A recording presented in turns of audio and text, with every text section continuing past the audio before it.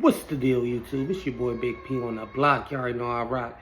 Back in this thing like I left something, you feel me? If you're new to the channel, like, comment, subscribe, be a part of this G Nation on the Northbound Media platform.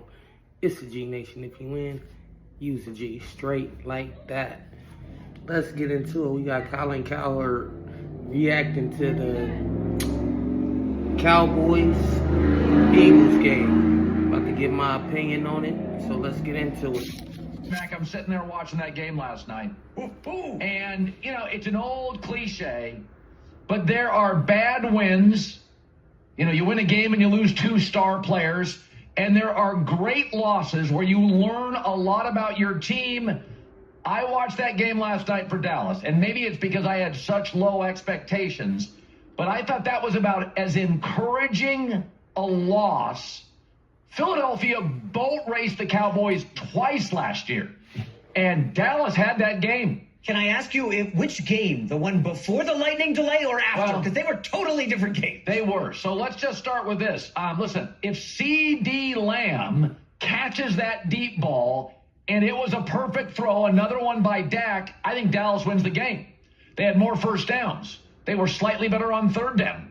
They had fewer penalties. They had more total offense. And I thought their clock management, always an issue in Dallas with McCarthy, was very strong at the end of the first half. Yes, Jalen Carter's absence due to spitting is a big break. He is just a complete, absolute difference maker. And for the first half, the Eagles defense was trying to sort things out and figure out how to play without Jalen Carter. But Dak played well. Don't blame it on Dak. He had people in his face in the second half and made great throws.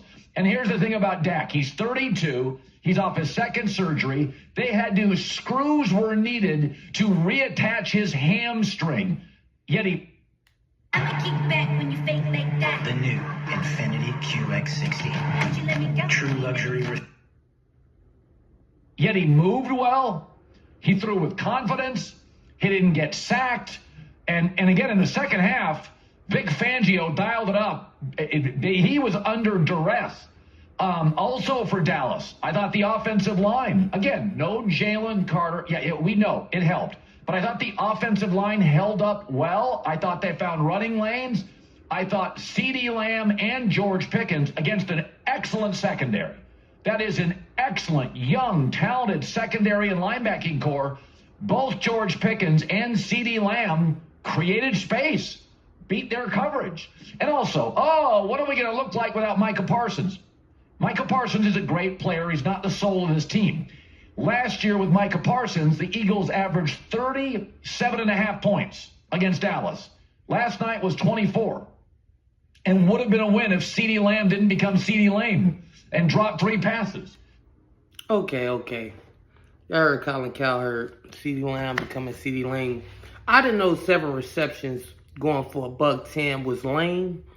Yes, he had some crucial drops, but come on, man. I think we kind of overreacting. Everybody thought Dallas was going to be bad, and they look good. We knew they was going to have an explosive offense, but the same concern was the defense without Micah. Yeah, they went up and down the field. Guess what Philadelphia did? They went up and down the field just as well. They didn't get no pressure like that. They had to bring extra pressure coming off the edges with cornerback blitzes. They wasn't getting pressure from their front four. I believe Kenny Clark got home one time. That was a good addition. They got him from us. But to say it was a good loss because nobody had expectations of Dallas playing like that. But I believe the real thing was or is that Eagles played down to the level of competition, and that's sometimes you do that when you're a good team and you're taking the team lightly. You play down to the competition, and let's make no mistakes, this is an in-division game, so all in-division games are going to be closer than normal. They know each other. With them saying, they had Dak Prescott didn't play after, I believe, week 8. Of course, they boat raced them. Even when Dak played, he wasn't that great last year. He was 3-5 in his 8 games that he played. So, what are we talking about? And I'm not taking nothing away from Dak because Dak did look good. But when pressure came, it was a one-possession game. They did not deliver. And half of that wasn't on him. It was, like I said, CeeDee Lamb did drop probably 3 crucial balls. But Dak did try to fit him into some uncomfortable space and could have gave away the game as well. So I'm not about to pump the Cowboys up too much, but no, they look decent. Did their defense look improved? No, not at all. I believe it was, like I said, the Eagles playing down to the level of competition that Dallas is. And they lost Jalen Carter. That has an effect on any key player. You lose before the game even starts. It's going to have a great outcome on that situation. It's going to affect it greatly. So, yeah, we could give Dak and the Cowboys praise. Dak didn't play bad. He had some couple eerie throws in the fourth quarter, but all in all, he did play well.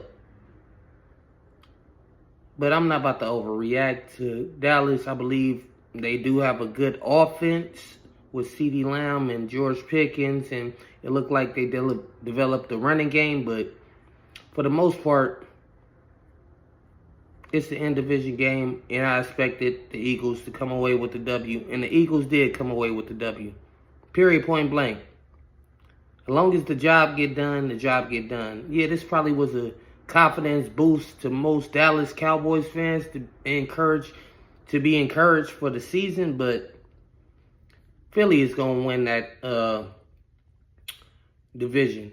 And when they play the Commanders, let's see if they make it interesting as well, because they still got the Commanders to face in that own division, and the Giants have improved. So we'll see, man. Only time will tell. But that's my opinion on the whole situation. I gave my opinion last night. But yeah, Dallas did look good and they lost. It was still a loss. They looked good in a loss.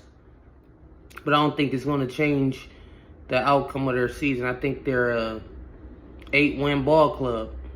8 wins at best. And if I'm wrong, I'm wrong. But I didn't see nothing that convinced me that they other than that 8-win team. But let me know what y'all think in the comments. Get up in there, beat it up. You feel me?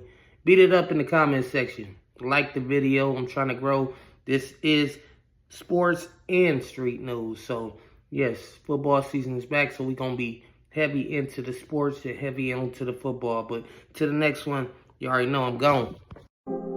Northbound. Outside. Shout out Northbound Media in the building. Nigga, Northbound Media. 8 Trey Gang Street. And Whitey was like, beating on a What's niggas saying? motherfucker. They playing checking for me. I'm really outside. That's fucked up. Now it's time.